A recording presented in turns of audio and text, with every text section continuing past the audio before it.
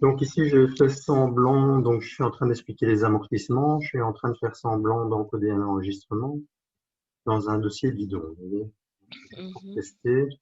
Donc ici, je fais saisie, enfin non, je fais créer, ouais. Et donc j'ai mis ça, je vais le mettre en 230 plutôt qu'en voiture.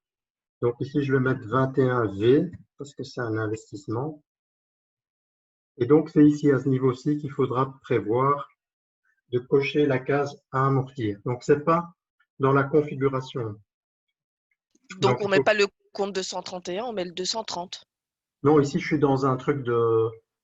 Ben oui, mettez 230, ça sera plus simple. Ça, pour une première fois, on va pas trop compliquer. On va mettre 230. Ok, alors j'ai à amortir. Je fais valider. Donc voilà, il a bien enregistré et je dois encore faire valider. D'accord.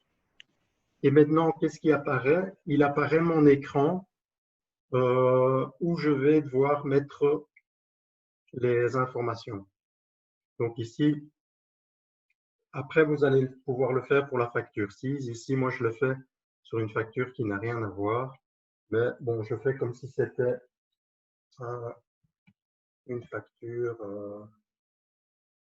Je vais mettre machine diverse, machine divers. Voilà. Non, pas machine divers. Modèle, est-ce que je dois mettre un modèle? Non. Qu'est-ce que j'ai dans modèle? Je crée des modèles d'amortissement.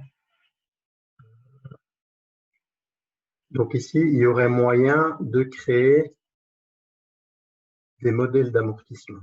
Bon, ne sachant pas très bien ce que c'est, ça je vais passer. Méthode, on sait que c'est linéaire. Nombre d'années en général. Les machines, bon, ça Vous sur avez dit que c'était sur 10 ans. ouais, voilà, donc c'est 10 ans. Le compte d'investissement, c'est bien le 23. Le compte d'investissement, le compte d'amortissement acté, donc qu'est-ce que je vais prendre là? Vous connaissez sûrement par cœur. Le Euh, 230 09. Non, c'est le compte d'amortissement. Oui, oui, 63 oui. 02. 60, Oui, oui, non, c'est bien 63 ça. 09. C'est moi qui me trompe. 23 Dotation. 09. 09. Voilà. Dotation, c'est après. Vous voyez? Oui. C'est la dotation, ça sera le 63 00. 6302. analytique. Vous voyez quelle analytique, ça en passe. Et donc, maintenant, on va mettre ça en prorata. Donc, on va mettre ça en prorata et on va, vous voyez qu'il y a prorata des périodes et prorata de la date d'acquisition. Donc, on va faire le prorata de la date d'acquisition. Après, on peut éventuellement faire le prorata date de période pour voir ce que ça change. Donc, si je me souviens bien, mais on peut tester prorata de la date d'acquisition, c'est comme ça qu'il faut faire en principe. C'est en jour à partir du jour de l'achat. Également, c'est comme ça qu'on fait. Donc, c'est prorata de la date d'acquisition en principe. Maintenant, on va tester. Hein, c'est pour ça que j'ai fait une facture bidon. Vous pouvez aussi faire un dossier bidon hein, pour faire des tests. Ça, c'est toujours bien. Et il n'y a pas de souci hein, en cas d'erreur. Et c'est toujours les TVA avec 21V, Ouais, 21V. dès qu'il y a un amortissement. Ouais. Donc ici, prorata de la date d'acquisition. Et je vais dire que je passe ça par trimestre ou par mois. Imputation annuelle, non. Je vais passer ça par période. Comme ça, je vois mes amortissements.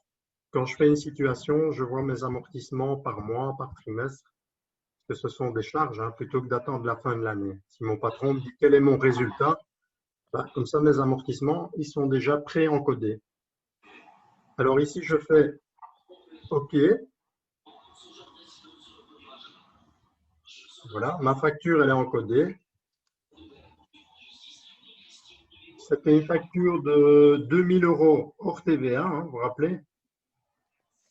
Alors, on va voir si la TVA, elle est bien, l'amortissement, pardon, il est bien passé. Donc, je sors ici.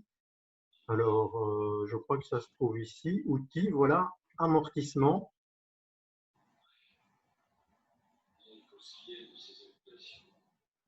Et alors, moi, je vais aller voir celle-ci qui m'intéresse, hein. Et je vais voir le tableau. Voilà, je clique sur tableau pour vérifier. Ah non, pardon, c'est pas ça. Si je fais imputation, non.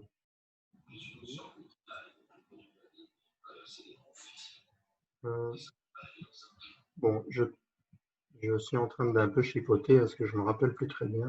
Amortissement en cours. Je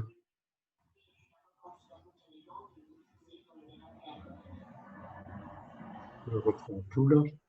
Ça, c'est ce que je viens de faire, donc c'est pas bon. Alors, application, tableau, ça aussi je fais. Qu'est-ce qu'il me donne? Il va me donner le tableau d'amortissement, mais ça, je n'ai pas besoin. Je voudrais vérifier que les écritures sont correctes.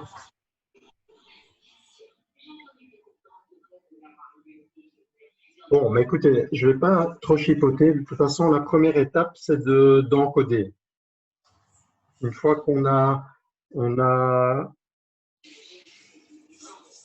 correctement mis que c'était au prorata, etc., après, les amortissements, c'est dans une phase ultérieure. Il faudra d'abord faire la déclaration TVA.